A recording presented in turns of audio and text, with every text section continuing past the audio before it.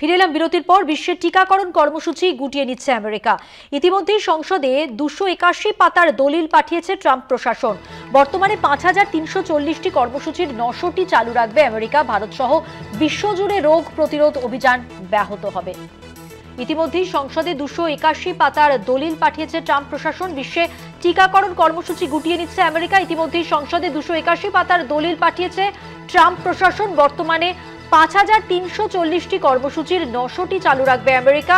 ভারত সহ বিশ্বজুড়ে রোগ প্রতিরোধ অভিযান ব্যাহত হবে।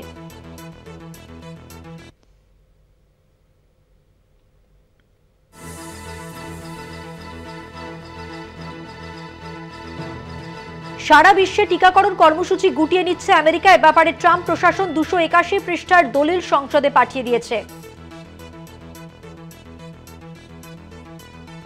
জিএভিআই এর মাধ্যমে এই টিকাকরণ চালানো হয়। কেবল এইচআইভি, যক্ষ্মা এবং যুদ্ধ বা প্রাকৃতিক বিপর্যয়ে পড়া মানুষদের খাদ্য সহায়তা বজায় রাখবে আমেরিকা।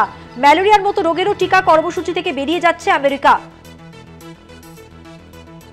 সেক্ষেত্রে বিশ্বজুড়ে রোগ প্রতিরোধ অভিযান দারুণভাবে মার খাবে বলে মনে করছেন বিশেষজ্ঞরা। বিস্তারিত কথা বলবো, আমাদের সঙ্গে রয়েছেন আমাদের পলিটিক্যাল এডিটর আশিস চট্টোপাধ্যায়। আশিস, বিশ্বে যদি টিকাকরণ কর্মসূচি থেকে নিজেকে গুটিয়ে নেয় আমেরিকা, সেক্ষেত্রে তাহলে তো মারণ রোগের বাড়বাড়ন্ত হবে এবং বিশেষজ্ঞরাও যেটা বলছেন যে দারুণভাবে মার খাবে এই রোগ প্রতিরোধ অভিযান সেটা।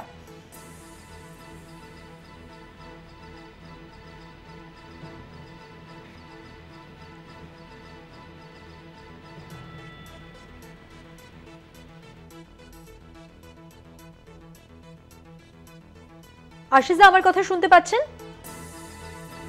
যোগাযোগ বিচ্ছিন্ন। আপনাদের আরো একবার জানিয়ে রাখবো, সারা বিশ্বে টিকাকরণ কর্মসূচি থেকে নিজেকে গুটিয়ে নিচ্ছে আমেরিকা। এ ব্যাপারে ট্রাম্প প্রশাসন 281 পাতার দলিল সংসদে পাঠিয়ে দিয়েছে। জিএভিআই এর মাধ্যমে টিকাকরণ চালানো হয়। কেবলমাত্র এইচআইভি, যক্ষ্মা এবং যুদ্ধ বা প্রাকৃতিক বিপর্যয়ে পড়া মানুষদের খাদ্য সহায়তা বজায় রাখবে আমেরিকা। ম্যালেরিয়ার মতো রোগের টিকা কর্মসূচি থেকেও বেরিয়ে যাচ্ছে আমেরিকা।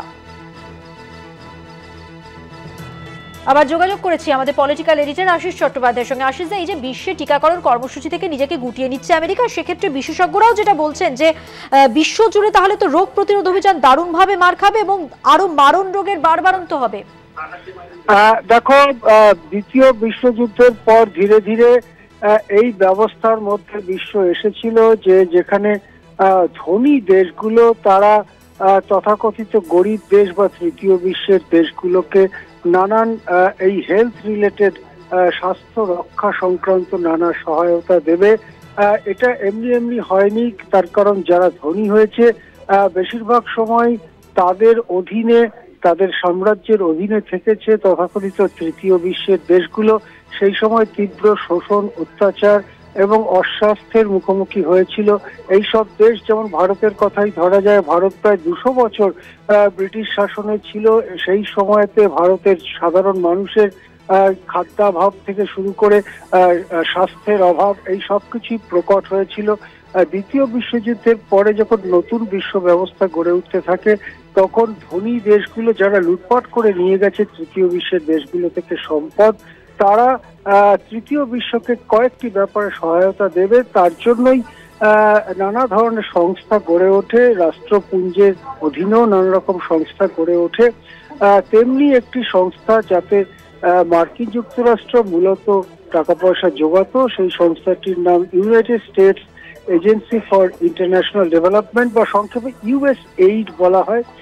এই ইউএসএইড-এর অধীনস্থ জেনেভাতে হেডকোয়ার্টার ওয়ালা সংস্থার নাম হচ্ছে গ্লোবাল হেলথ অ্যালায়েন্স, গাভি বলা হয়, জিএভিআই গাভি বলা হয় সংক্ষেপে। এদের কাজ ছিল সারা বিশ্ব জুড়ে বিশেষ করে গরিব দেশগুলোকে যেসব রোগ টিকা দিয়ে প্রতিরোধ করা যায়, যেমন পোলিও, সেই ধরনের রোগের টিকার ব্যাপারে আর্থিক সহায়তা দেওয়া, যাতে তারা টিকা কিনতে পারে এবং টিকাকরণ কর্মসূচি চালিয়ে যেতে পারে। কিন্তু ট্রাম্প আসবার পরেই হঠাৎ করে তিনি সরকারি খরচ কমাবার ব্যাপারে বিরাট উঠে পড়ে লেগেছেন এবং সেই সরকারি খরচ কমাবার অন্যতম অংশ হিসেবে এবারে ইউএসএইড এই যে সংস্থা, তার কাজকর্ম প্রায় গুটিয়ে নেওয়া হচ্ছে। 6000 কর্মচারীর মধ্যে 850 জনের মতো লোকের চাকরি থাকবে। 5,340টি সহায়তা প্রোগ্রামের মধ্যে মাত্র 900টি চালু রাখবে মার্কিন দেশ। হ্যাঁ, তুমি ঠিকই বলছিলে মধুবন্তী, যে এর ফলে সারা বিশ্বে রোগ ফোগ, বিশেষ করে যেসব রোগ টিকা দিয়ে ঠেকিয়ে রাখা যায় সেই রোগের পরিমাণ বেড়ে যাবে। যেমন একটা পোলিও নিয়ে কথা বলছিলাম, পোলিও প্রায় নির্মূল হয়েছে ভারতে, বারবার টিকাকরণের মধ্যে দিয়ে সেটা হয়েছে। কিন্তু পোলিও টিকা দেওয়া যদি বন্ধ হয়ে যায় তাহলে কি হতে পারে সেটাও আমরা দেখেছি। যখন কোভিড মহামারী চলছিল, পোলিও টিকাকরণ বন্ধ ছিল। সেই জন্য বলাই যেতে পারে সারা বিশ্ব একটা নতুন বিপদের সামনে এসে দাঁড়াচ্ছে। অনেক ধন্যবাদ। কথা বললাম আমাদের পলিটিক্যাল এডিটর আশিস চট্টোপাধ্যায়ের সঙ্গে।